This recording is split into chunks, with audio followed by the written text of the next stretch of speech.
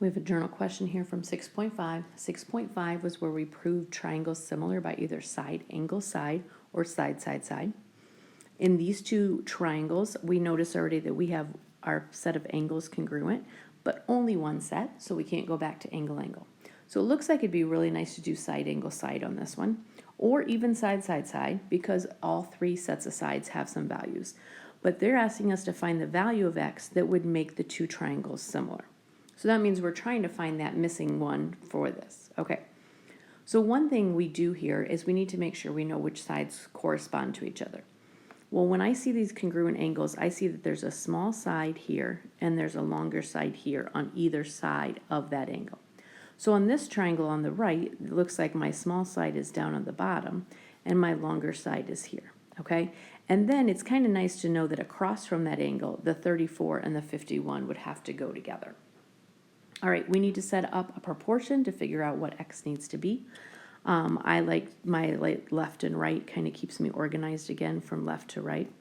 First, I need two numbers from sides that are both numbers, and I notice my small and my small both have numbers, so I'm going to go my small on the left is 28, and my small on the right is 42.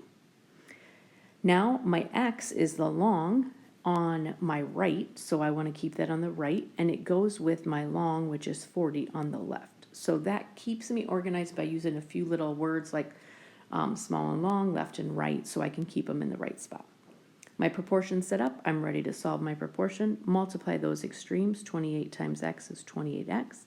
Multiply those means, 42 times 40, which gives me 1,680. To solve for x, it's being multiplied by 28. To undo multiplication, I divide. Whatever I do on the left, I have to do on the right.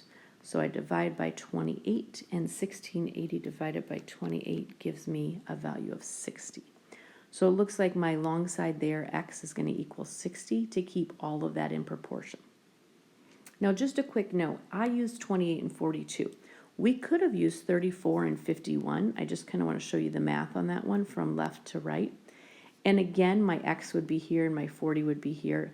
Different numbers, but 34x would equal 51 times 40 is 2,040. And if I divide by this 34 on both sides, I still get an answer of 60. So it really doesn't matter which two sides you start with as long as they correspond together, and you can still get the same answer.